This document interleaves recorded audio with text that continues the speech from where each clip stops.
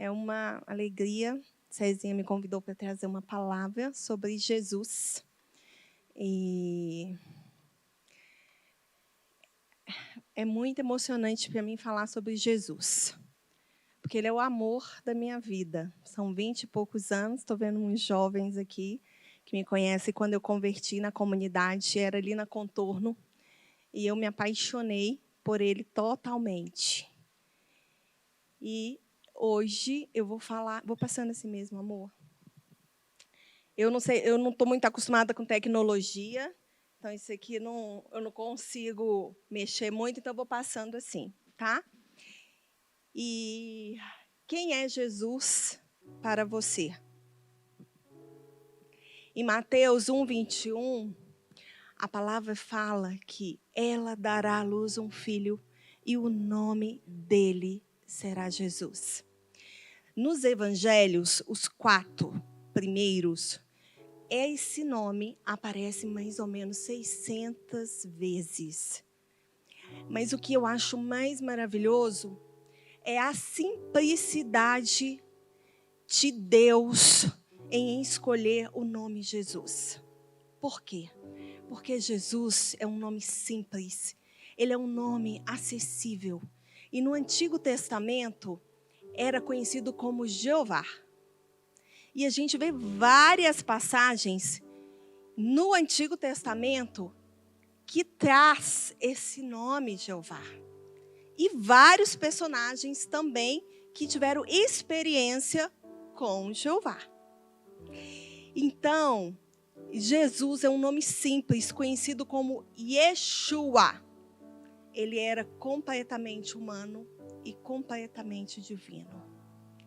Filipenses 2 fala que o Senhor se esvaziou de si mesmo, vindo a ser servo, tornando-se semelhante aos homens. Em Lucas 2, envolvido em panos e colocado numa manjedoura, porque não havia lugar para eles na hospedaria. Sabe o que eu acho mais maravilhoso? E é isso que eu quero trazer hoje para vocês. Como que Deus é acessível. Como que Jesus é simples. Ele poderia ter vindo como um rei, em majestade, mas o Senhor escolheu uma mulher simples, virgem, que ia casar, um carpinteiro que ia casar com Maria, que de repente apareceu grávida. Vocês já imaginaram isso hoje? E José teve que se deparar com aquela situação. E a palavra fala que ele assumiu essa esposa grávida, porque o anjo apareceu. Imagina hoje, como esposa, e eles foram ali até Belém, porque José precisava fazer um recadastramento ali. Imagina Maria no final da gestação, montada num jumentinho, horas e horas e horas e horas, e chegaram ali, a cidade estava lotada, não tinha lugar, não tinha hotel. E eu fico imaginando José exausto com aquela mulher barriguda. E ele devia estar pensando assim, porque eu estaria pensando onde eu amarrei meu burro, literalmente, né? E o que deu para eles ali foi aquele lugar simples, humilde. Deus Todo-Poderoso, Ele poderia dar o melhor para o filho. Mas o que o Senhor quer falar com a gente? Até no nascimento. E é tão maravilhoso, porque era uma jovem, o seu filho, mas ao mesmo tempo era uma jovem e o seu Senhor e o seu Salvador.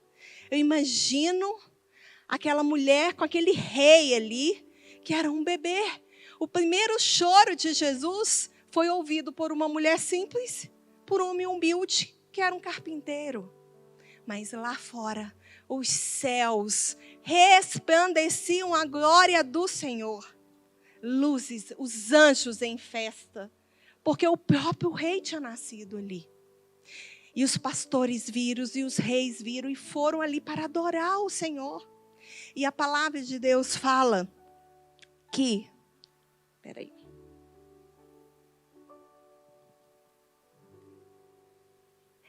Que ele era o rei, mas em momento nenhum ele fez questão de se colocar como tal.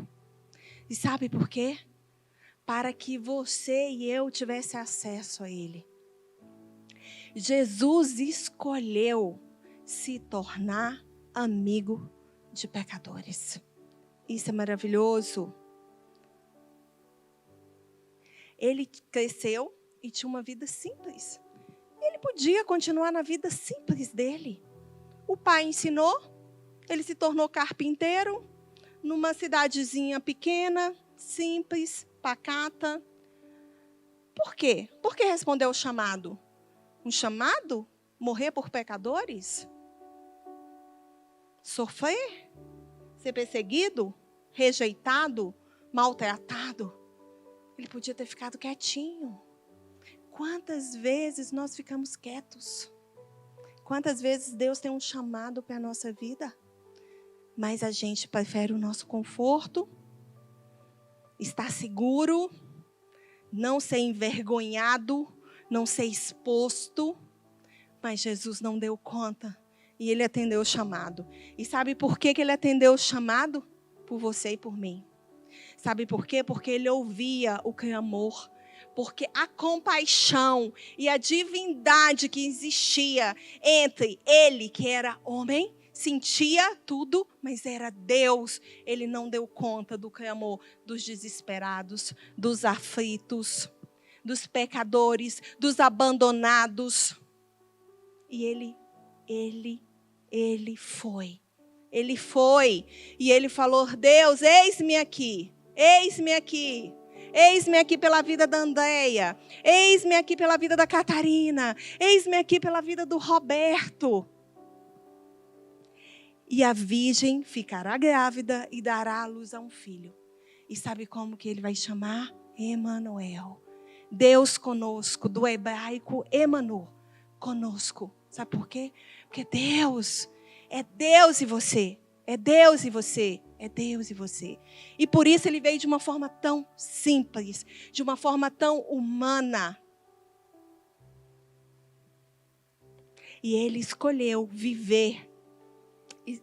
E ao obedecer o chamado, ele foi. E o primeiro milagre de Jesus foi aonde? Num casamento. Jesus foi num casamento, mas uma festa, gente. E sabe qual foi a primeira coisa que ele fez? Transformou água e vinho. O vinho naquela época era como se fosse o bolo numa festa de casamento. Você não servir vinho era vergonhoso. Mas sabe o que eu acho maravilhoso? Da simplicidade de Jesus. Em todo tempo ele nos ensina. Uma festa? Vinho? Primeiro milagre? Eu vou transformar? Deixar esse povo bêbado? Ele não criticou. Ele não questionou. Ele simplesmente foi convidado. E ele foi. Ele não falou, festa? Vou não. Bebida? Não, estou fora. Não, ele foi. E diante do pedido da sua mãe, ele falou, o que você quer que eu faça? E ele fez. E depois em João 2, que está essa passagem, depois em Lucas 5, Jesus chega ali até Pedro e André, e eles já estavam ali a noite inteira, e não pegavam peixe. E Jesus falou com eles, lança. Como assim? Lança. Quantas vezes Deus fala com a gente, faz, mas a gente, não, Jesus, já fiz. Está tudo certo, estou no comando. Jesus falou, faz de novo. Faz de novo. Até se cumprir o que eu quero. Eu tenho muito mais para você. Eu tenho muito mais do que só pegar peixe.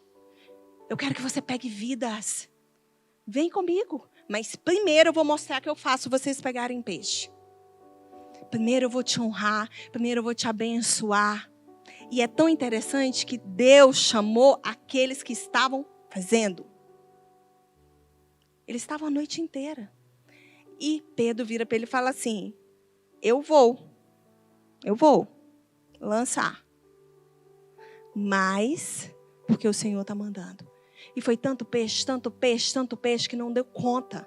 Não deu conta. Depois, ele começa a curar.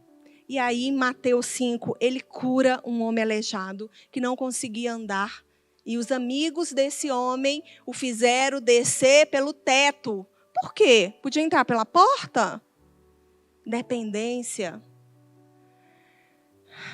Humilhação. Entrega. A gente aprende tanto com cada passagem. Cada detalhe. Cada detalhe. Ou seja, eu quero a cura. Eu quero a cura de qualquer jeito. Se eu não conseguir entrar pela porta, eu vou entrar pelo teto. Senhor, eu quero a transformação da minha casa de qualquer jeito. Deus, eu quero a transformação da vida do meu filho de qualquer jeito. Senhor, eu quero mudança na minha vida de qualquer jeito. Quanto que eu vou ter que orar? Quanto que eu vou ter que jejuar? Quanto que eu vou ter que renunciar? Quanto que eu vou ter que estar aos teus pés? Quanto que eu vou clamar? Para o Senhor me ouvir. Para ter a cura. Depois a gente vê uma passagem onde o Senhor, em Lucas 7, ressuscita. E a gente vê tanto aquela mãe naquele cortejo, e ele ressuscita aquele filho, e ele entrega para aquela mãe a compaixão, o amor dele, como a gente vê em Lázaro. Quando ele chega ali, ele já está morto há dias. E Marta corre desorientada. E Jesus fala, cadê Maria? Cadê Maria? Porque Maria mexia no coração do Senhor de uma forma diferente. Por quê? Porque ela queria Ele. Deus quer você. Deus não quer o que você faz. Deus quer você. Você é importante para Ele. Por isso Deus conosco. Por isso tão acessível. Por isso tão simples. Por isso tão menos. Quanto mais você conhece, menos você é. Quanto mais você o conhece, menor você fica. Depois a gente chega ali em Marcos 4, quando ele está naquele barco com os discípulos, e eles todos aflitos e desesperados, nós vamos morrer. Só que eles esqueceram que existia no barco apenas Jesus. Às vezes Jesus está no seu barco, na sua vida, mas você está desesperado. Deus é conta para pagar. Deus é isso, é aquilo. E Deus fala assim, para. Eu estou no barco. Mas você não me chama. Enquanto eles estavam desesperados, Deus estava dormindo. Deus cuida de você. Deus cuida da sua casa. Deus cuida da sua vida. As misericórdias se renovam a cada manhã. A cada manhã as misericórdias se renovam. Minha voz não sei cantar não, tá, gente? Mas o Senhor renova. Ele está no barco. Você confessou Jesus? Você chamou Ele para a sua vida? Então acabou, meu irmão. Acabou. Ele está no barco. Pode vir tempestade, vento, o que for. O que for. E Ele fala, Pedro, vem cá. Vem cá. Mas a fé talvez não foi suficiente. Como tem sido sua fé? Jesus tem estado no seu barco? Ou ele tem estado e você não tem visto? Ou você se acha autossuficiente mais do que ele? Ou você nem sequer pergunta? Ou simplesmente eu acordo cedo, Deus, eu já tenho que correr?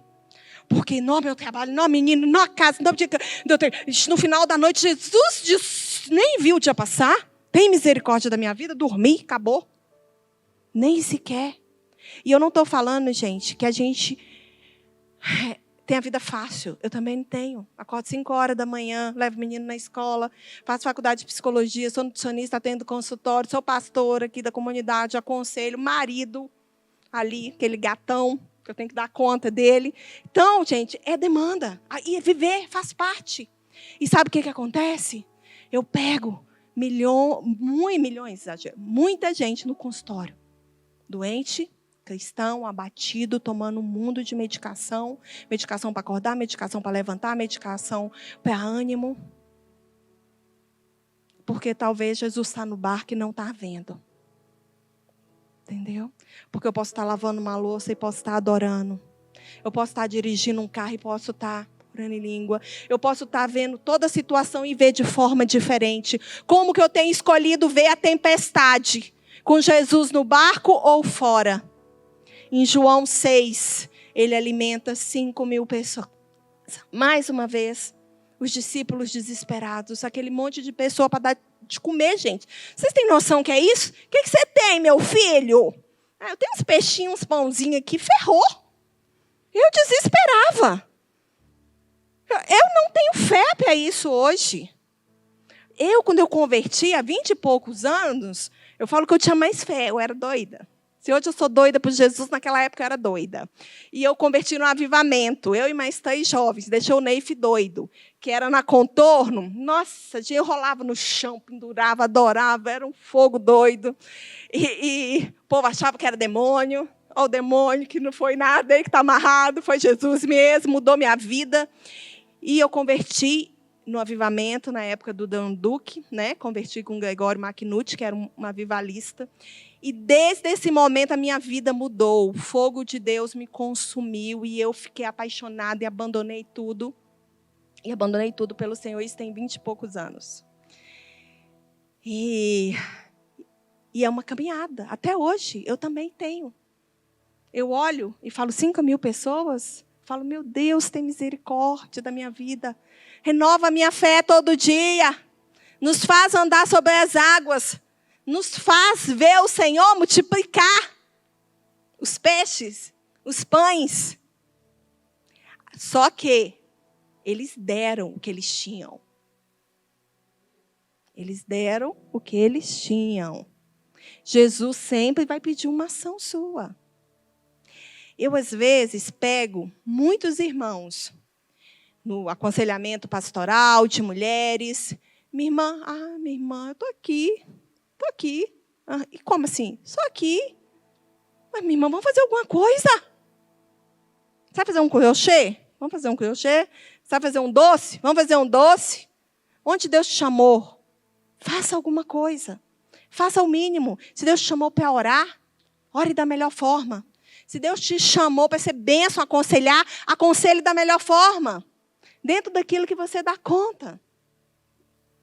Depois, a gente vem em João 8.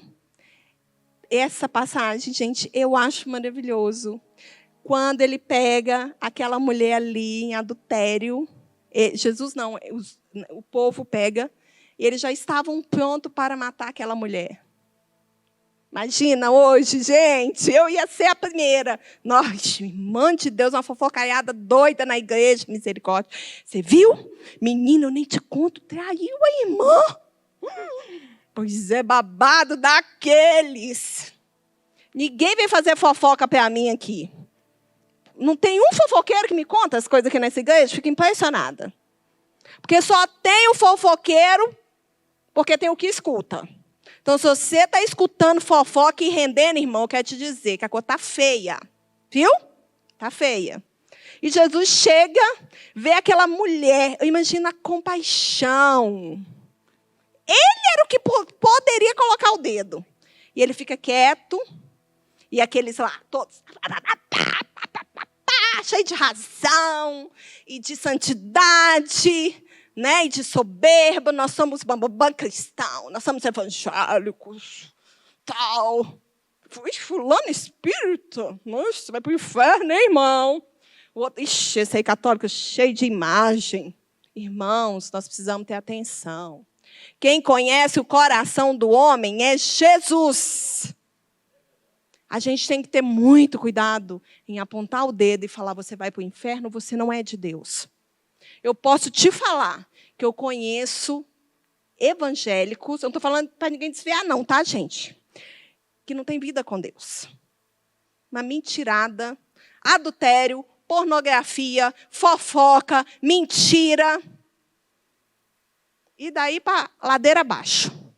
E conheço católico que tem uma vida com Deus de jejum e oração e renúncia, e que busca Jesus e não busca imagem, que eu fico com vergonha. Vida com Deus é algo pessoal, é algo individual, é por isso que eu comecei essa pregação perguntando: quem é Jesus na sua vida?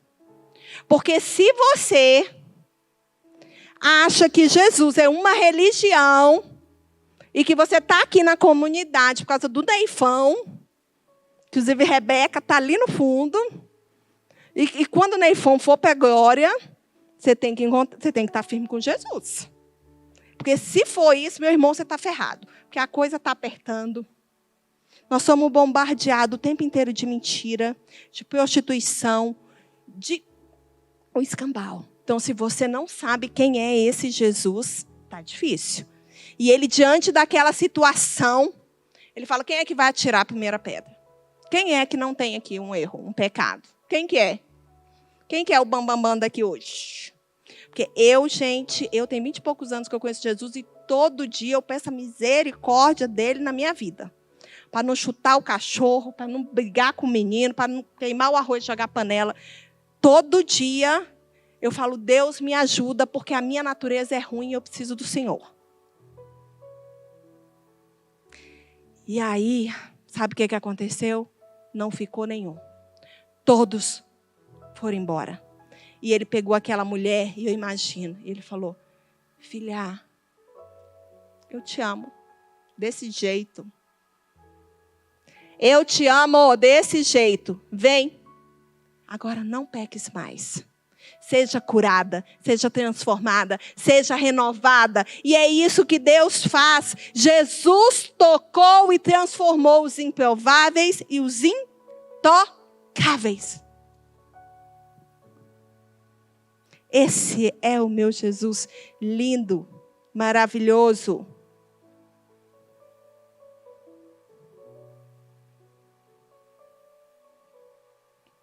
E mesmo diante de tudo isso, eu peguei um mínimo de milagres. Porque Marcos, Mateus, Lucas, João, são muitas passagens. Foram muitas curas, foram muitos milagres. Foram muitas passagens de amor, de compaixão, de perdão, de renúncia e de entrega. Mesmo diante de tudo isso, ele foi traído e abandonado. Mas ele foi amado também. E a questão é, em Marcos 26, a gente vê uma história que eu gosto muito também, de Maria. Jesus estava perto de ser crucificado e ela chega ali, na casa de Simão, que também foi transformado pela bondade do Senhor, e ela derrama aquele perfume diante de Jesus. Eu imagino a cena. O perfume que ela derramou sobre Jesus, ele valia mais ou menos 1 ano de trabalho. Vocês imaginam a entrega dessa mulher? A admiração dessa mulher? Ela já tinha sido tocada por Jesus. Ela já tinha sido curada. Ela já tinha sido transformada. Uma pessoa que é transformada por Jesus, que é curada, que permite o toque dele, nunca mais é a mesma. Jesus não é ser evangélico. Vocês estão entendendo?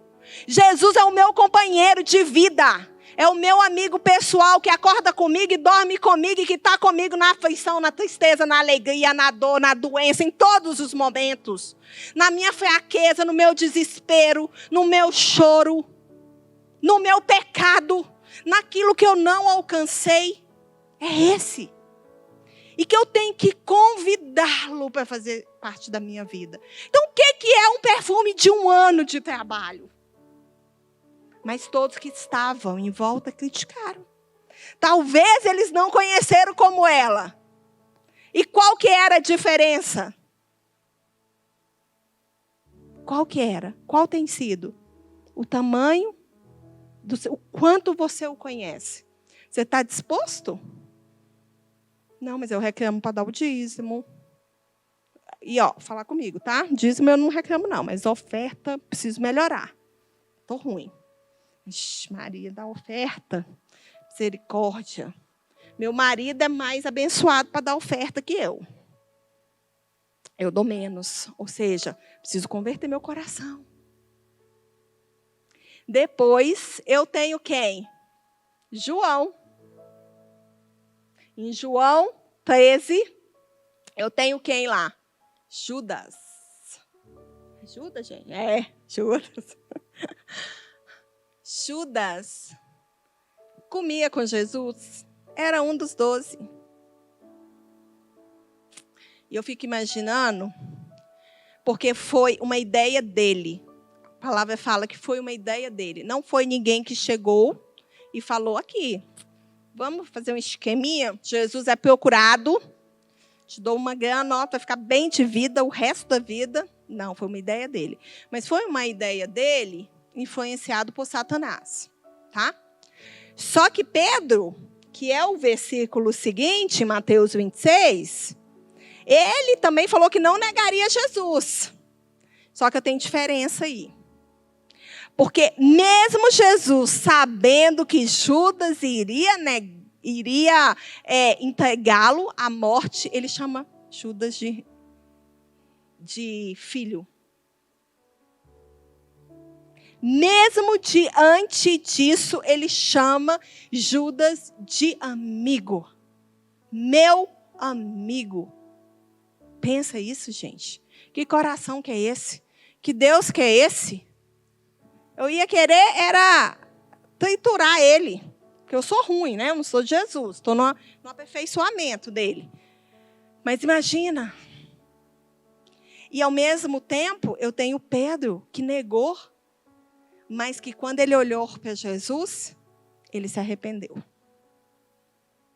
Mas eu tenho Judas, que não se arrependeu, que foi até o final. Veio o remorso, veio uma ação em seguinte, mas arrependimento. E aí, quem que eu vou ser? Quem que eu tenho escolhido ser? Diante de tudo isso que eu falei aqui, onde eu tenho um Deus tão real, tão verdadeiro e tão acessível. Quem vamos escolher ser? Maria? Entregue e perdoada? Pedro, cometendo erros, mas disposto ao arrependimento? Ou Judas, que mesmo diante dos olhos de Jesus continua no erro? E aí? Qual que vai ser nossa escolha de vida? Ele conhece todas as nossas fraquezas. E sabe por quê? Porque ele se fez homem e habitou entre nós. Então ele sentiu fome, ele sentiu dor, ele sentiu desespero. Tudo o que você sente como humano, ele sentiu. E é por isso que ele te entende. Então, por que você se esconde? Ou por que você permite o Satanás te acuar e te acusar e te afastar desse Deus que só quer te acolher e te ajudar? Ele não está aqui para enfiar o dedo na sua cara. Porque se alguém tem chegado até você e enfiado o dedo na sua cara, colocando milhões de coisas, isso não é do Senhor. Porque Ele não faz isso. Sabe o que Deus faz? Ele te acolhe. Ele te abraça, mas Ele te ensina. Mas o ensino de Deus, ele vem de uma forma doce. Ele vem de uma forma que transforma e que dá fruto. Se você recebe um ensino que te derruba, que te deixa um lixo acabado e que você não consegue evoluir, não veio de Deus. Deus não faz isso com a gente. Sabe por quê? Porque Ele é Pai. E sabe por quê? Porque Ele foi homem. E porque Ele te entende. Esse é o nosso Deus. Passou fome, chorou, ficou cansado, foi injustiçado, sentiu medo, sofrimento e dor. E tudo isso por você, para que você soubesse que Ele te ama. Mas se eu não entendo isso, eu vou viver numa religião. Então, esses dias eu peguei uma paciente que ela precisava de uma medicação a nível neural. Eu já tinha entrado com suplemento a nível neural. Mas o nível de depressão e sintomas e diagnóstico, eu precisava de uma medicação mesmo. só suplementação e tal não ia resolver. E ela se sentia, ela parou por conta própria, porque ela achava que não era de Deus ela tomar aquela medicação. Porque se ela tomasse, ela não tinha fé para estar curada. Só que existe processos fisiológicos que são ausências de substâncias. No caso dela, era a ausência de uma substância a nível neural. Então, eu preciso repor fisiologicamente. O Senhor cura? Sim, Deus pode curar. Mas ela foi curada? Não. Aí uma questão de Deus, ele cura quando quer, né? Então, enquanto ela não recebe a cura, ela tem que tomar aquilo que o corpo precisa para funcionar. Sabe o que aconteceu? Tanta palavra ministrada sobre a vida dela, ela achou que ela não tinha fé e que se ela tomasse a medicação, ela ia para o inferno. Porque ela não tem fé. Sabe o que aconteceu? Ela entrou em surto. Deus foi tão bom que ela veio para o consultório e ela começou a pensar em suicídio. Mãe de criança pequena, suicídio. E ela foi um dia antes, ela pensou no dia seguinte ela tinha consulta comigo. Na hora o Espírito Santo falou comigo assim, você está pensando em suicídio? Eu falei, você está pensando em suicídio? Ela começou a chorar. Ela falou, ontem eu fiquei pensando como que eu ia me matar. Vocês estão entendendo a gravidade da situação, gente? É muito sério. Então eu tenho que entender que o Senhor me ama. Eu tenho que entender as minhas fraquezas, eu tenho que entender que eu sou humano, eu tenho que entender que eu preciso dele, que ele não está para me julgar, para me criticar, mas para me amar e para andar comigo nas minhas dificuldades. E a minha pergunta é, quem você está procurando? Já está consumado. Ele já morreu por você. Ele já ressuscitou por você. Ele já pagou o preço por você. Ele já transformou a sua vida. Quem é Jesus para você? Deus vive para ouvir seu coração. E aí eu quero falar com vocês quem é Jesus na minha vida. Minha mãe, jovem, ela tinha um pai maravilhoso, morava no Acre, Rio Branco, Acre.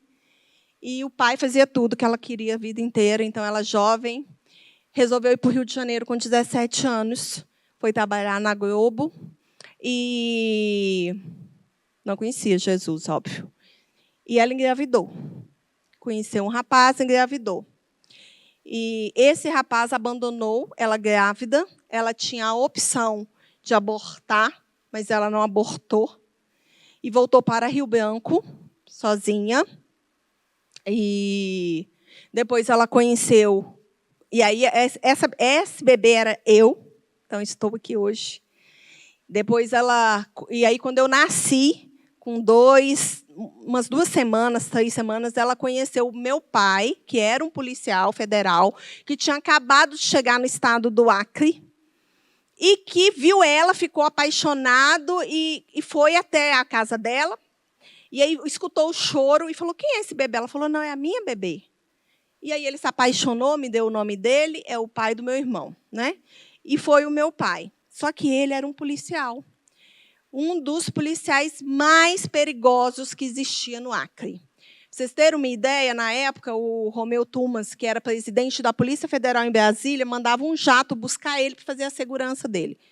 Era um cara com um coração maravilhoso, que eu tenho gratidão eterna, que eu amo demais, mas era um cara assim que subia a favela e dava porrada em 20, 30 homens traficantes. Ninguém dava conta. E, consequentemente, chegava em casa com uma carga espiritual pesadíssima. Poucos sabem a minha história aqui. Então, vamos saber hoje. E o meu pai chegava e ele quebrava a casa inteira. Processo de demônio. Ele quebrava um garfo como se estivesse quebrando um macarrão. E batia na minha mãe, em mim, no meu irmão nunca, mas na minha mãe a gente viu várias vezes. Então, às vezes a gente dormia de roupa, porque a gente não sabia como que ele ia chegar do morro, era muito pesado, porque a gente pulava a janela e era perna para quem quer, meu filho. Por isso que ladrão ninguém pega, porque a adrenalina é tanto que você pula muro, você pula cerca, você pula telhado, e era assim. Minha mãe saía jogando a gente pela janela e vai pulando até a gente conseguir ficar num lugar seguro. Então, muitas vezes a gente dormiu atrás de casa, em bueiro, até a gente bater na casa de alguém e pedir ajuda. E a gente tinha uma vizinha que a gente batia, ela puxava a gente para dentro e ela era evangélica. E ela orava muito por nós. E eu tinha horror de crente. Quando o crente batia na minha porta, eu falava misericórdia. Ela vem aquele povo chato. Misericórdia, fugia. E aí, eu lembro, gente, olha como Deus é. Eu lembro que eu sentia tanto medo, porque além disso, eu escutava os ladrão, porque meu pai era muito perseguido. Então, assim, traficante, botou pessoa para tentar matar a gente. Eu escutava os ladrões andando em volta da minha casa. E eu lembro que eu sentia tanto medo, e eu deitava na minha cama, e eu falava assim, eu não conhecia Jesus, eu falava, Deus, eu estou com medo. E eu lembro que sempre Deus mandava uma chuva. E até hoje, quando chove, me dá uma paz. Porque na minha cabecinha de criança, se estivesse chovendo, o ladrão não ia vir, porque estava chovendo, ele ia molhar. Entendeu? Então, aquilo me trazia paz. Desde esse momento, o Senhor já foi cuidando da minha vida. E Deus foi me guardando. Quando foi, com 12 anos, eu fui numa viagem para o Rio de Janeiro. Entrei numa igreja evangélica pela primeira vez. E tinha um povo orando em língua lá. Eu falei, nossa, que povo doido que é esse? Estou acabando, tá, gente? Vou encerrar com o meu testemunho. Que povo doido que é esse? Aí o povo falou, vai lá aceitar Jesus. Eu falei, deixa eu aceitar logo esse tal de Jesus, porque o povo vai me deixar livre. E fui, confessei Jesus, e a partir daí eu já vi assim, a mão de Deus cuidando de mim. Depois, com 15 anos, eu vim para Belo Horizonte. Eu nasci, minha avó, meu avô, eles foram um dos fundadores do Santo Daime, na verdade, investiram no Santo Daime no Acre. Então, eu cresci no meio espírita, então o mundo espiritual era muito palpável e visível para mim. E aí, com 15 anos, eu vim para Belo Horizonte, morar em Belo Horizonte. Minha mãe se separou do meu pai e veio para Belo Horizonte. E a gente veio junto. E eu fui morar na casa, num prédio que tinha um membro que faleceu daqui, que era o nosso líder de jovem querido, Marcelinho. E ele convidou minha mãe para vir na igreja. E eu estava com uma amiga, eu lembro, gente, que eu estava com uma amiga lá em Santos, na praia, no Réveillon. Era 97. Era, no ano. E aí eu lembro que eu botei o pé na água e eu falei com ela assim, nesse ano eu vou conhecer meu grande amor. Eu não esqueço disso. E aí quando eu voltei, tinha um acampamento e eu fui, era o Gregório Macnucci, que era um avivalista, foi meu pai espiritual. E aí esse homem ministrou na minha vida 3 dias, choro. E eu fui transformada. Eu só chorava. A presença de Deus, eu só chorava. E Deus precisava me dar uma experiência tão profunda, porque eu tinha tanta experiência com o mundo espiritual desde a infância, que não podia ser nada raso, tinha que ser algo potente na minha vida. E foi. E aí eu lembro quando eu tive uma visão com o Senhor, e quando eu vi o Senhor. E eu conto muito pouco essa visão, mas eu lembro que era como se eu tivesse... No acampamento, eu estava como se fosse dormindo, e eu vi como se eu fosse subindo, assim, e eu vi uma porta enorme de ouro, e quando eu cheguei, essa porta abriu, e era uma rua muito longa. E veio um homem até mim, e ele estava com uma roupa branca, eu não conhecia nada da palavra nessa época. E o rosto dele brilhava muito, eu não conseguia ver. Isso era tudo muito louco para mim, gente. Eu não acreditava, assim.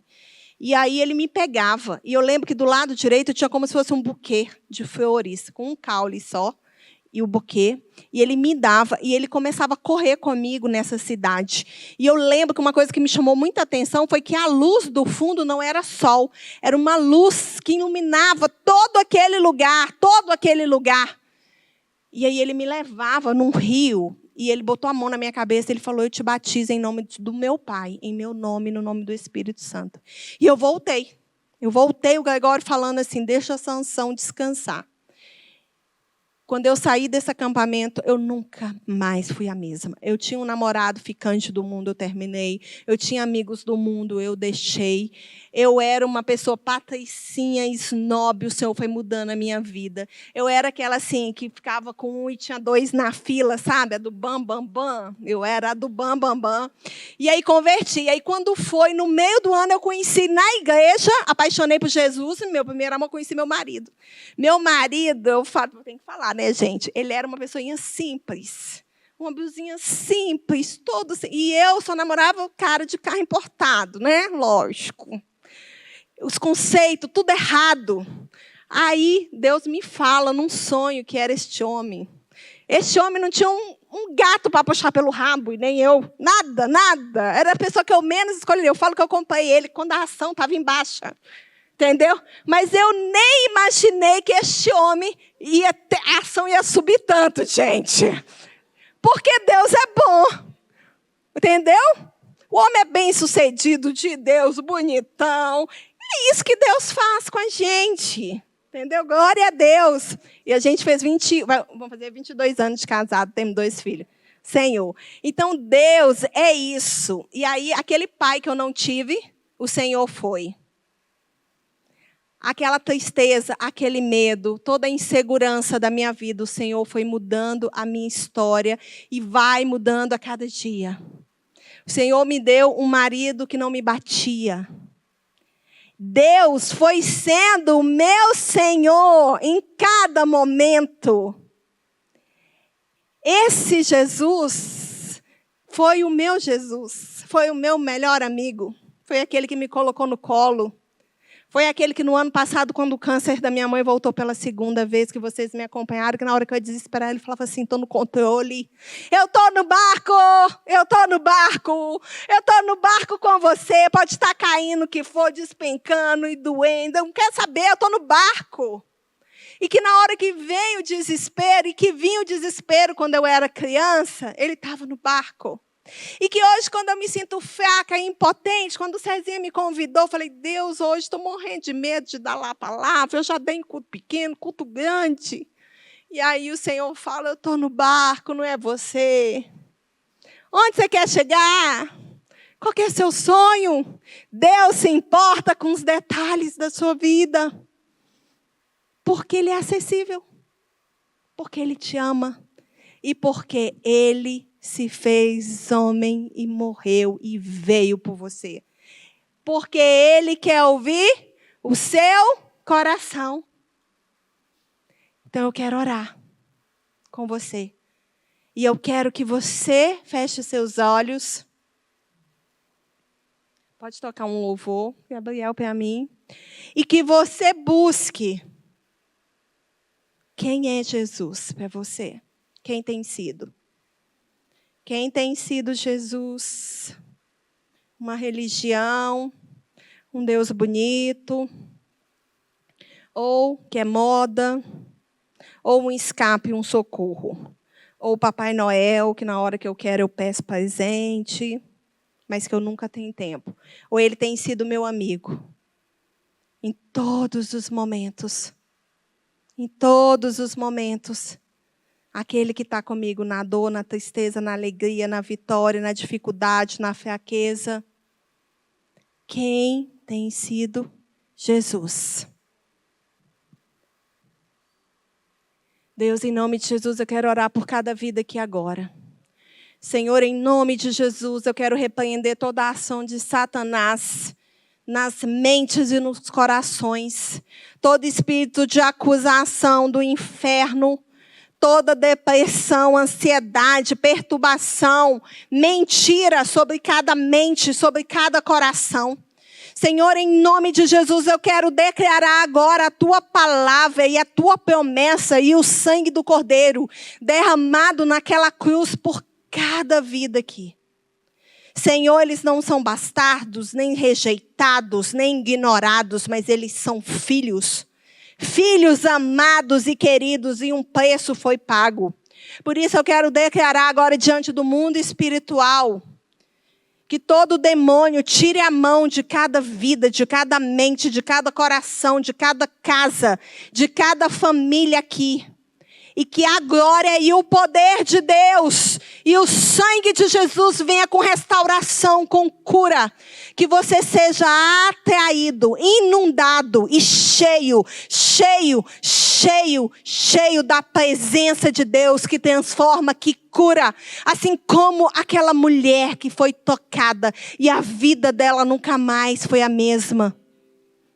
Assim como o Senhor tocou a minha vida, aquela menina que não era nada para ser na vida. E o Senhor falou, eu vou mudar a sua história. Eu lembro que as pessoas olhavam e falavam da família, e essa aí não vai dar nada, espivitada com um pai doido, uma mãe mais doida. E o Senhor me permitiu casar virgem, para a tua glória e honra, Senhor. Não por mérito meu, mas pela tua bondade e fidelidade.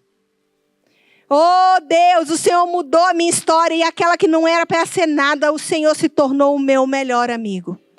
E é isso que eu quero te pedir, que o Senhor se torne o melhor amigo de cada um aqui dessa noite. Que eles te conheçam intensamente, Senhor, e profundamente, em nome de Jesus. Amém. Amém. Obrigada, gente.